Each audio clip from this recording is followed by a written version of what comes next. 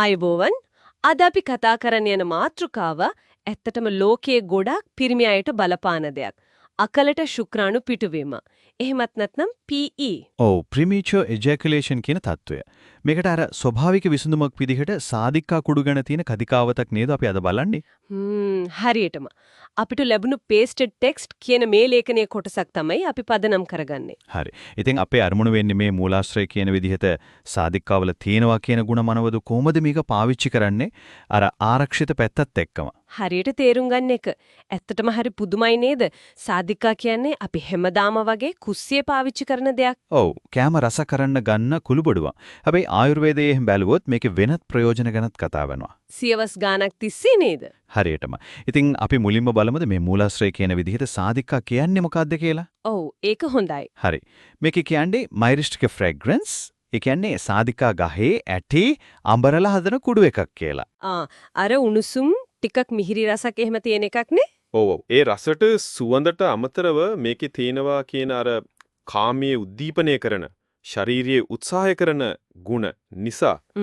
ස්වභාවික වෛද්‍ය විද්‍යාවේ පාවිච්චි කරනවා කියලාද මේකේ තියෙන්නේ? ඔව් ඒ පැත්තට තමයි මේ මූලාශ්‍රය අවධානය දීලා තියෙන්නේ.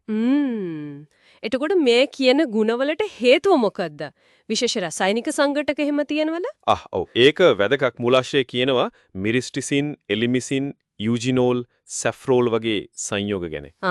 මේවා තමයිලු ඒ කියන ගුණ දෙන්නේ. ඒ කියන්නේ ප්‍රතිඔක්සිකාරක ගුණ, ප්‍රදාහය අඩු කරන ගුණ. ඒ වගේම අර ලිබිඩෝව, ඒ කියන්නේ ලිංගික ආශාව වැඩි කරනවා කියන එකත්. ඔව් ඒකෙතත් යම් හැකියාවක් තියෙනවා කියලායි මේ මූලාශ්‍රය කියන්නේ. හරිම ඉන්ටරෙස්ටිං නේද? එතකොට මේ සංයෝග නිසා තමයි PE වලට උදව්වක් වෙන්න පුළුවන් කියන අදහස ඇවිත් තියෙන්නේ. සාම්ප්‍රදායික විශ්වාස හැදිලා තියෙන විදිහට වෙන්න ඇති. මුරවදේ විශ්වාසයෙන්. ඔහොමද ඒක වෙන්නේ කියලා කියන්නේ. කාරණා කිහිපයක් මූලාශ්‍රයේ තියෙනවා. එකක් තමයි රුධිර සංසරණය. රුධිර සංසරණය. ඒ කිව්වේ? ඔව් ඒක ඉම්ප්‍රූව් කරනවා කියනවා. විශේෂයෙන්ම ලිංගේන්ද්‍රිය ප්‍රදේශයට ලේ ගමනාගමනය වැඩි කරනවා කියන එක. ඒකෙන් ලිංගික ක්‍රියාවලියට සපෝට් එකක් එනවා කියන එකද? එහෙව වෙන්න පුළුවන් කියන එක. අනිත් කාරණේ තමයි ස්නායු පද්ධතිය සංසුන් කරන එක. ඒක නම් ගොඩක් වැදගත් වෙන්න ඇති. මොකද අර කාංසාව කියන එක PE වලට සම්බන්ධයිනේ. හරියටම ගොඩක් වෙලාවට හේතුවක්. ඉතින් මේ මූලාශ්‍රය කියන විදිහට සාධිකාවල පොඩි අවසාදක ගුණයක් තියෙනවා. ඒ කියන්නේ ටිකක් රිලැක්ස් කරනවා. ඔව් ඒකෙන් කාංසාව අඩු වෙනවා. ඒ වගේම තමයි සාධිකා කියන්නේ ස්වභාවික කාම උත්තේජකයක් කියලාත් කියනවා. ඒ කියන්නේ ලිංගික ආශාව දරා ගැනීම ඒවත් වැඩි කරනවද? ඔව් ආශාවයි ස්ටැමිනා එකයි දෙකටම බලපාන්න පුළුවන් කියන විශ්වාසයක් තියෙනවා. අර හෝමෝන සමතුලිතතාවයටත් උදව්වක් වෙන්න පුළුවන් කියලාත් අදහසක් තියෙනවා. හැබැයි ඒකට තව පරිවේක්ෂණ ඕන කියලාත් කියනවද? අනිවාර්යෙන්ම මූලාශ්‍රයේ ඒකත් සඳහන් වෙනවා. ඒක තව හොයන්න ඕන දෙයක්. හරි. එතකොට මේවා පාවිච්චි කරපු ක්‍රම මොනවද? හැබැයි මං හිතන්නේ අර ප්‍රමාණය ගැන විශේෂයෙන් කියන්න ඇති නේද? අම්මෝ ඔව් ඒක තමයි වැදගත්ම දේ. මූලාශ්‍රය බොහොම තදින් කියනවා ඊටාම පොඩි ප්‍රමාණයක් මධ්‍යස්තව ගන්න කියලා. ඇයි ඒ? වැඩි වෙනත් විෂ වෙන්න පුළුවන්. ඒකයි. හරි. ඉකින් සාම්ප්‍රදායික ක්‍රම විදිහද කියන්නේ උදාහරණයක් විදිහද අර සාධිකා කුඩු තේ හැන්දෙන් 8ක් ලගේ. හරිම පොඩ්ඩක්.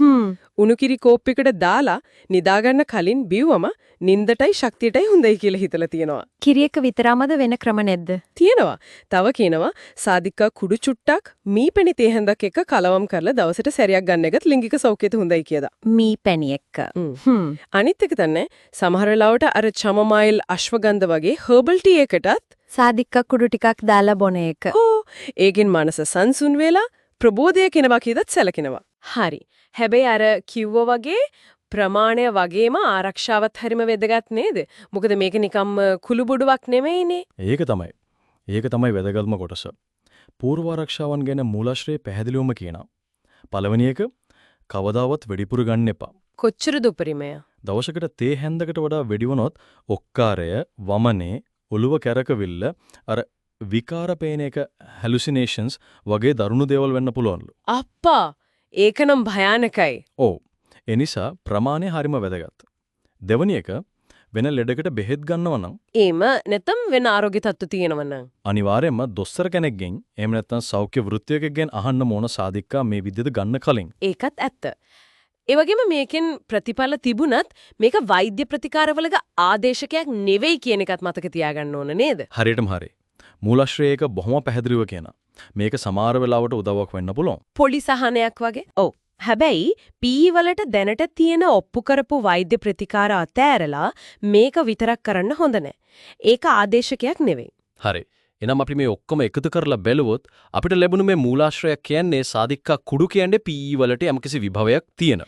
සාම්ප්‍රදායිකව පාවිච්චි කරපු දෙයක්. හැබැයි හරිම පොඩි ප්‍රමාණවලින් හරියට ගත්තොත්. අර මනස සංසුන් කරන රුධිර සංසරණයට උදව් කරන ලිබිඩෝ එකටත් යම් සපෝට් එකක් දෙන දෙයක් කියලා විශ්වාස කරලා තියෙනවා. ඔව්. හැබැයි අපි ආයෙත් මතක් කරන්න ඕන ගොඩක් පොඩ්ඩයි පාවිච්චි කරන්න ඕන ප්‍රශ්නයක් තියෙන දොස්තර කෙනෙක් හම්බ වෙන්න. මේක වෛද්‍ය ප්‍රතිකාරවලට ආදේශකයක් නෙවෙයි. ඇත්තට මේ අවධානය හරිම වැදගත්. ඉතින් මේ කතා බහින්ද අපිට තවත් දෙයක් හිතන්න ඉතුරු වෙනවා නේද?